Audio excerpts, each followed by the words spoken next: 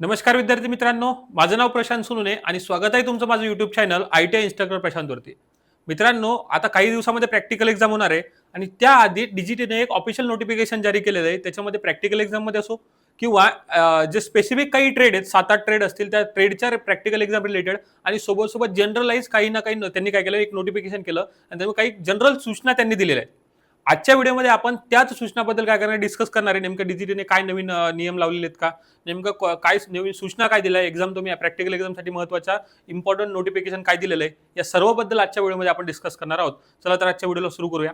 बघा, हे नोटिफिकेशन एक 2-3 दिवस आधी आलेलं आहे. तर या नोटिफिकेशन मध्ये बघा, डिजिटीचं ऑफिशियल नोटिफिकेशन, त्याच्यामध्ये त्यांनी केलं detail guideline regarding all India trade test AITT. जेही तुमची ट्रेड टेस्ट होते ना, ज्याही तुमच्या प्रॅक्टिकल एक्झाम असो किंवा ज्याही तुमच्या आपल्या CBT एक्झाम होते, त्या CBT एक्झामला आपण नाही का AITT नाव आलेलं, AITT नाव असतं, म्हणजे ऑल इंडिया ट्रेड टेस्ट.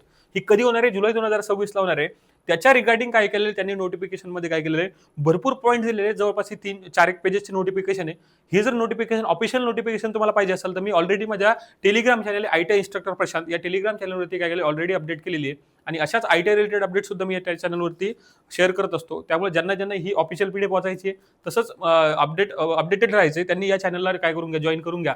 याची लिंक मी माझ्या डिस्क्रिप्शन बॉक्समध्ये सुद्धा दिलेली आहे. मग त्याच्यात त्या नोटिफिकेशनवरती बघा, या पेज नंबर 2 वरती नाही का, इम्पॉर्टंट जे आजचा सर्वात हायलाइटेड पॉईंट आहे, तर याच्यात नाही का प्रॅक्टिकल एक्झामिनेशनला सेंट्रलाइज केलेलं आहे. आता सेंट्रलाइज करणं म्हणजे काय माहितीये का, की जे डिजिटी आधी काय व्हायचं, की जो तुमचा प्रॅक्टिकलचा पेपर निघायचा ना, हे स्टेटवरती डिपेंड करायचं. म्हणजे तुम्ही महाराष्ट्र स्टेटचे विद्यार्थी असाल तर त्यांना महाराष्ट्राचे गव्हर्नमेंट प्रॅक्टिकल एक्झाम काढेल, जसं आपलं DVT डिपार्टमेंट आहे.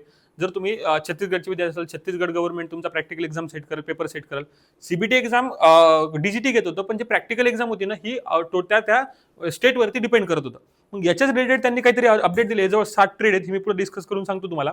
मग त्यांनी काय केले, काहीतरी रूल चेंज केलेत. मग ते काय चेंज केले आपण आजच्या व्हिडिओमध्ये डिस्कस करणार आहे. बघा, सर्वात महत्त्वाचं हे जे रूल चेंज झालेले आहेत, की सेंट्रलाइज आणि युनिफॉर्म प्रॅक्टिकल पेपर होणार आहे. मग आता सेंट्रलाइज आणि युनिफॉर्म म्हणजे काय, की जोही तुमचा याच्या आधीचा जो प्रॅक्टिकल आहे, बघा आता याच्या तुमच्यावर काय इम्पॅक्ट होणार हेही सांगतो मी तुम्हाला.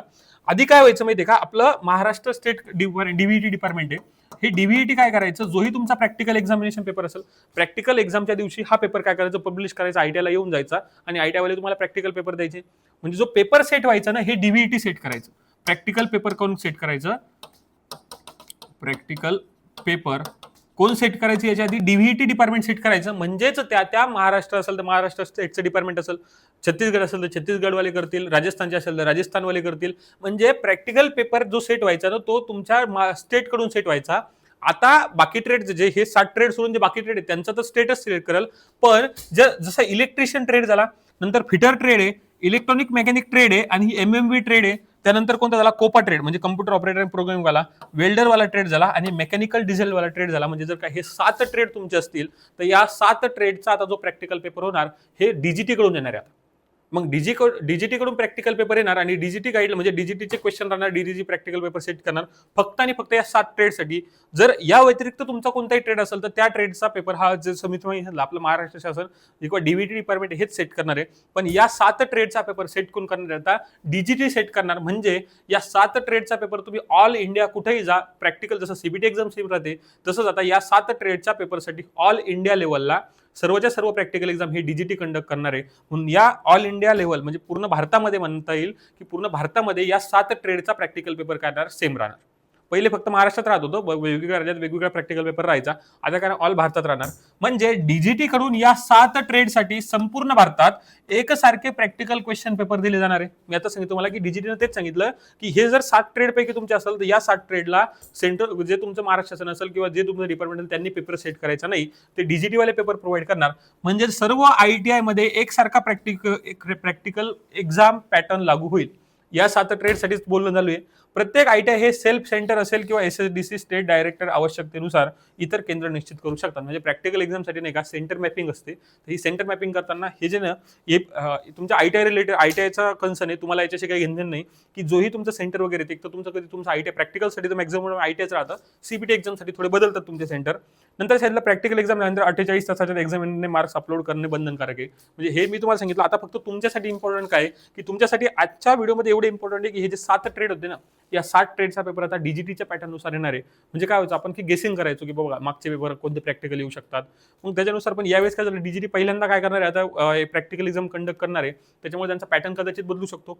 पॅटर्न नाही बदलला तरी ते नेमकं कोणत्या पॅटर्न ठेवतात आणि सोबत ते काय करतात, मग कशा प्रकारचा पेपर येतील. समजा हे थोडं काय झालं की डिजिटी करणं असल्यामुळे थोडे आयडिया लावणं काय झालं किंवा गेसिंग लावणं काय झालं शक्य नाहीये सध्या. मग फक्त या 60 ट्रेडसाठी, बाकीच्या ट्रेडसाठी काही घेणं नाहीये.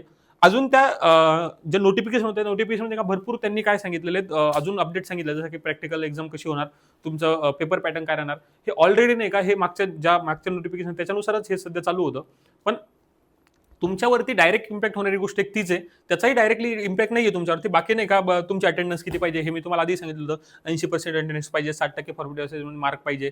याचा सगळा कन्सर्न नाही का तुमच्या आयटीआय करते. म्हणजे ह्या ज्या अपडेट्स आहेत बाकीच्या, या सगळ्या काय तुमच्या अपडेट्स आयटीआयसाठी. तरी मी तुम्हाला सांगून देतो की जर तुम्हाला एक्झामसाठी इलिजिबल व्हायचं असेल, प्रॅक्टिकल एक्झाम असो किंवा सीबीटी एक्झाम असो, तुमची अटेंडन्स 80% असणं बंधनकारक आहे.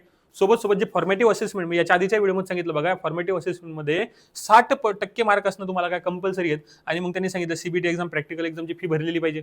जर तुम्ही एक्झामची फीस नाही भरली तर तुम्हाला काय होणार, फॉर्म तुम्ही म्हणजे परीक्षेला बसू शकणार नाही. पण या सगळ्याचा कन्सर्न तुमच्यासोबत येत नाही, कारण हे सगळ्या गोष्टी कोणाकडून, आयटीआय कडून ठरवल्या जातात. आयटीआय तुमचा जेही आयटीआय असेल तो आयटीआय ह्या सगळ्या गोष्टी करतात.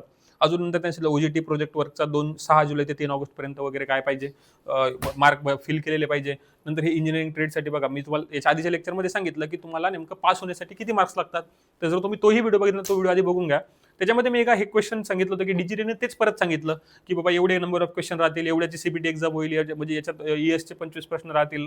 नॉन इंजिनिअरिंग ग्रुप बघा, 2 ग्रुप असतात आपले, इंजिनिअरिंग ग्रुप आणि नॉन इंजिनिअरिंग ग्रुप. तर इंजिनिअरिंग ग्रुपसाठी नाही का वर्कशॉप कॅल्क्युलेशन इंजिनिअरिंग ड्रॉइंग असतं. आणि नॉन इंजिनिअरिंग ग्रुप जे असतं, ड्रेस मेकिंग ट्रेड, ज्याच्यात इंजिनिअरिंग ग्रुप नाहीये, त्या ग्रुपमध्ये ट्रेड थेरीचे डायरेक्ट 50 प्रश्न येतात आणि एम्प्लॉयबिलिटी स्किलचे 25 प्रश्न येतात. तर हेच परत त्यांनी काय केलेलं आहे, रिवाईज करून फक्त त्यांनी एक नवीन सूचना किंवा ज्याला आपण नवीन नोटिफिकेशन याच्यामध्ये काय केलेलं आहे, सांगितलेलं आहे. अशा पद्धतीनं आजच्या व्हिडिओमध्ये आपण काय केलंय, जस्ट क्विक अपडेट बघितली की प्रॅक्टिकल एक्झाम नेमकं तुमच्यावर काय इम्पॅक्ट होणार आणि काय बदल डीजीटीने नवीन नेमके नियम काय आणलेले आहेत. तर याचा डायरेक्ट इम्पॅक्ट सध्या तुमच्यावरती काही होणार नाही. जर आता या भविष्यात आपण नाही का या चॅनलवरती प्रॅक्टिकल एक्झाम नेमकी कशी कंडक्ट होऊ शकते, आता बघा ते पॅटर्न तर बदलला, पण नेमकं आता जसं मागच्या सारखेच कंडक्ट होणार. जर समजा माहिती भेटली मी तुम्हाला सांगतोच, पण नेमकं प्रॅक्टिकल एक्झाम नेमकी कशी होते या बाबतीत जर तुम्हाला व्हिडिओ पाहिजे असेल, तुम्ही या व्हिडिओच्या खाली कमेंट करा. मला काही डाऊट असेल तरी तुम्ही कमेंट करून विचारू शकता. हा व्हिडिओ जर तुम्हाला आवडला असेल त्या व्हिडिओला लाईक करा आणि अशाच प्रकारचे अजून व्हिडिओ पाहण्यासाठी या चॅनलला सबस्क्राईब करून ठेवा. आणि हा व्हिडिओ नक्की शेअर करा तुमच्या आयटीआय वाल्या मित्रांना, जेही सध्या आयटीआय शिकत आहे, प्रॅक्टिकल एक्झामची तयारी करत आहेत. आणि जर तुमच्यापैकी ह्या 7 ट्रेडपैकी जर तो ट्रेड असतील तर काय चेंजेस झाले हे त्यांनाही कळू द्या. धन्यवाद.